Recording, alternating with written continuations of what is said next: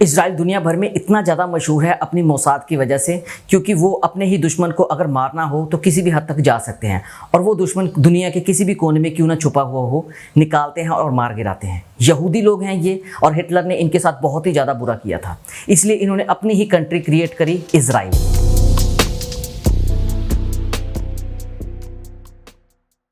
वैसे तो इसके बहुत ही ज़्यादा कारनामे हैं, लेकिन उनमें से एक है बहुत ही ज़बरदस्त ऑपरेशन जिसका नाम है थंडरबोल्ट। 27 जून साल 1976 की बात है, इनका एक प्लेन हाईजैक हो गया। एक्चुअली ये प्लेन इजराइल से पेरिस को जाना था। रूटीन टास्क की तरह प्लेन ने पेट्रोल डलवाया और पेरिस के लिए रवाना हो गया। थोड़ी ही दूर जब गया तो 4 लोग अचानक उठे जो कि हथियारों के साथ लैस थे।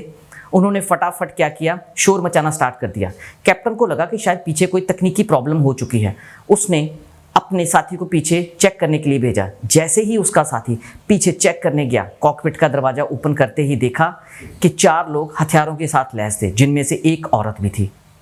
तो फटाफट उनमें से एक इंसान कैप्टन के पास आ गया और उसने आके ऐलान कर दिया कि आपका जो प्लेन है वो हाईजैक हो चुका है। और पीछे औरत ने, जो कि पैसेंजर के पास थी, उसने हाथ में ग्रेनेड पकड़ रखा था और उसने बोला कि हमारे साथ सहयोग करो, अदरवाइज हम इस विमान को उड़ा देंगे। तो सभी पैसेंजर बेचारे डर गए। जो इंसान कैप्टन के पास था उसने कैप्टन को बोला कि इस प्लेन को लीबिया ले चलो। कैप्टन प्लेन को लीबिया की तरफ ले उड़ा, लेकिन पैसेंजर को पता ही नहीं वो अब कहाँ जा रहे हैं। जैसे ही प्लेन लीबिया में उतारा गया, प्लेन का दरवाज़ा खुला और एक काले रंग का लंबा चौड़ा आदमी प्लेन के अंदर एंटर किया। अभी तक पैसेंजर को नहीं पता कि वो कहाँ पर है, लेकिन जैसे ही उन्होंने उस इंसान को देखा तो वो समझ गए और सहम गए, क्योंकि वो युगांडा का प्रेसिडेंट ईदी अमीन दादा था। ये वो इंसान था जिसने बहुत से लोगों को कत्ल करवा दिया, और इसके बारे में ये भी इंफॉर्मेशन निकल के आई थी कि ये जितने भी लोगों को मरवा देता था उनके साथ टाइम व्यतीत करता था। बहुत पसंद थे उसको मुर्दा लोग, और इवन इसकी फ्रिज में से भी कुछ मांस के टुकड़े मिले थे, और सभी लोग इस इंसान को देखकर बहुत ही ज़्यादा सहम गए। इजराइल के पास ये इंफॉर्मेशन पहुंची तो इजराइल ने युगांडा के प्रेसिडेंट के साथ बातचीत करने की कोशिश करी, लेकिन युगांडा के प्रेसिडेंट ने साफ इनकार कर दिया। अब ये सोचने वाली बात है कि उसने साफ इनकार क्यों कर दिया, उसकी ऐसी कौन सी दुश्मनी थी। एक्चुअली जिन्होंने प्लेन हाईजैक किया था वो 4 लोग थे। उनमें से 2 तो जर्मन के थे और 2 फिलीपींस के लोग थे। जो जर्मन के लोग थे वो किसी संगठन के साथ जुड़े हुए थे, RZ या RG के नाम से रेवोल्यूशनरी संगठन था, और 2 लोग थे जो फिलीपींस के थे। अब बात आई कि जो युगांडा का राष्ट्रपति था उसकी ऐसी कौन सी लड़ाई थी इजराइल के साथ। एक्चुअली इजराइल तो हर वक्त युगांडा के राष्ट्रपति की हेल्प कर रहा था। जब युगांडा का राष्ट्रपति नहीं था, वो एक जनरल था आर्मी का, तब भी उसकी हेल्प करी इजराइल ने एज ए ट्रेनिंग देने के लिए, और उनकी आर्मी को स्ट्रॉन्ग किया। फिर युगांडा का जो राष्ट्रपति बना उसने तख्ता पलट किया।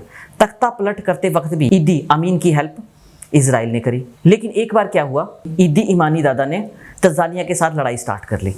अब जब तंजानिया के साथ युद्ध हो रहा था तो उसको हथियारों की ज़रूरत थी, मेन चीज़ हेल्प की ज़रूरत थी, तो उसने इसकी हेल्प इजराइल से मांगी, लेकिन इजराइल ने ये हेल्प करने के लिए इनकार कर दिया। इस बात की उसको बहुत ही ज़्यादा खुंदस आई। फिर उसने इजराइल से बदला लेने के लिए ठान लिया, तो मौका उसको मिल गया हाईजैकर्स ने, इसीलिए उसी की प्लेस पे अपना प्लेन उड़ा के लेके आ गए। इजराइल में जितने भी पैसेंजर थे उनके रिश्तेदारों ने सरकार के ऊपर दबाव बनाना स्टार्ट कर दिया कि हाईजैकर्स के साथ बातचीत करो और हमारे जो सदस्य हैं उनको वापस लेके आओ। लेकिन इजराइल की आज तक की एक नीति रही है, वो कभी भी हाईजैकर्स और आतंकवादियों के साथ कभी भी बातचीत नहीं करता। उसने अपना प्लान बनाना स्टार्ट कर दिया। उन्होंने एक प्लान बनाया कि हम ऐसे करेंगे, एक विक्टोरिया नाम की झील है, उसमें अपने कमांडर्स उतारेंगे। वो कमांडर्स डायरेक्ट हाईजैकर्स के ऊपर जाके अटैक करेंगे और पैसेंजर को बचा के ले आएंगे। एकदम ओके प्लान था।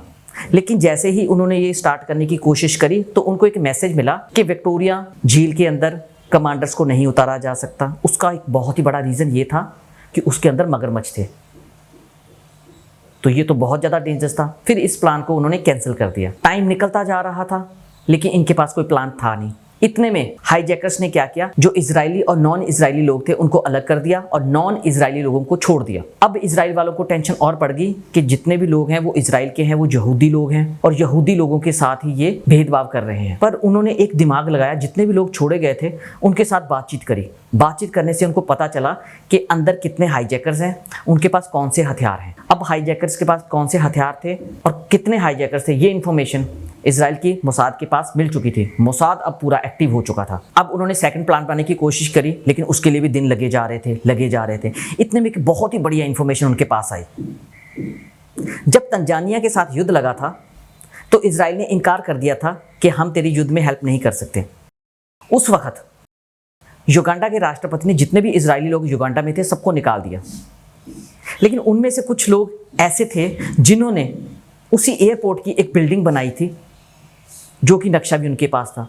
वो नक्शा उन्होंने सुरक्षा बलों को आके दे दिया। युगांडा में जहाँ पे पैसेंजर को हाईजैक किया था उसके पास एक इमारत थी, उस इमारत का नक्शा उन्होंने सुरक्षा बलों को दे दिया।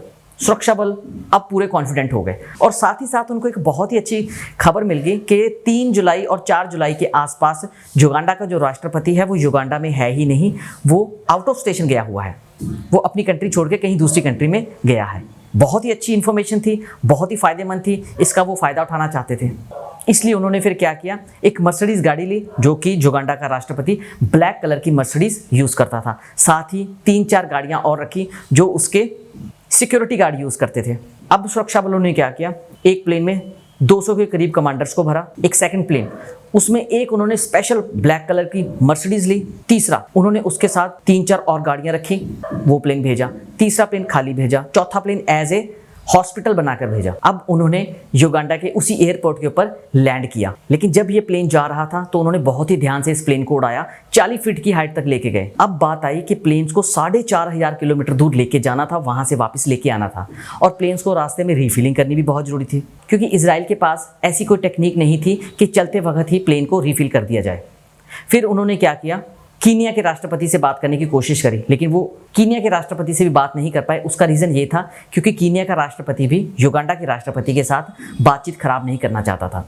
लेकिन कीनिया के एक कृषि मंत्री थे, उनसे बातचीत की, कृषि मंत्री ने समझाया कीनिया के राष्ट्रपति को और उन्होंने बात मान ली, और बात ये मानी कि आप हमारे यहाँ एयरपोर्ट पे आके पेट्रोल रिफिल कर सकते हैं और रिफिल करने के बाद आप यहाँ से अपना प्लेन लेके जा सकते हैं। अब जैसे ही प्लेन युगांडा के उसी एयरपोर्ट के ऊपर लैंड किया जहाँ पे पैसेंजर्स को रखा गया था, सब कुछ प्लान के मुताबिक हो रहा था, लेकिन बहुत ही बड़ी गलती हो गई, और ये गलती इनको भी नहीं पता थी। जैसे ही इन्होंने मर्सिडीज गाड़ी निकाली, मर्सिडीज गाड़ी को निकाल के लेके गए तो वहाँ के एक गार्ड ने इनको रोक दिया। उसके पीछे का रीज़न ये था क्योंकि 2-3 दिन पहले ही युगांडा के राष्ट्रपति ने ब्लैक मर्सिडीज के अलावा व्हाइट मर्सिडीज यूज़ करना स्टार्ट कर दिया था। अब इन्होंने सोचा कि अब ये गार्ड ने रोका तो ये क्लेश करेगा, तो इन्होंने उसको मारने की ठान दी, इन्होंने उसके ऊपर गोली चला दी। लेकिन सबसे बड़ी गलती अब हुई कि जब उन्होंने पिस्टल से गोली चलाई उसके ऊपर साइलेंसर लगाना भूल गए, शोर हो गया। 1 घंटे का इन्होंने प्लान बनाया था कि हम 1 घंटे के अंदर इस प्लान को ख़त्म करके वापस आ जाएंगे, लेकिन उस प्लान को थोड़ा और तेज़ी से फिर करना स्टार्ट कर दिया।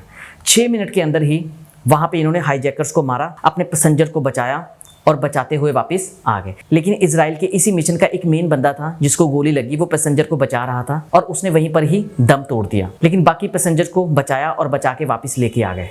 और ये दुनिया भर में सबसे ज़बरदस्त बात थी, क्योंकि 4,500 किलोमीटर दूर गए, दूसरी कंट्री में गए, और ऐसी कंट्री में गए जहाँ पे उनके रिश्ते बहुत ही ज़्यादा ख़राब थे, और 6 और 7 मिनट के अंदर ही सारा काम ख़त्म किया और वापस पैसेंजर को बचा के अपने देश में वापस लेके आ गए।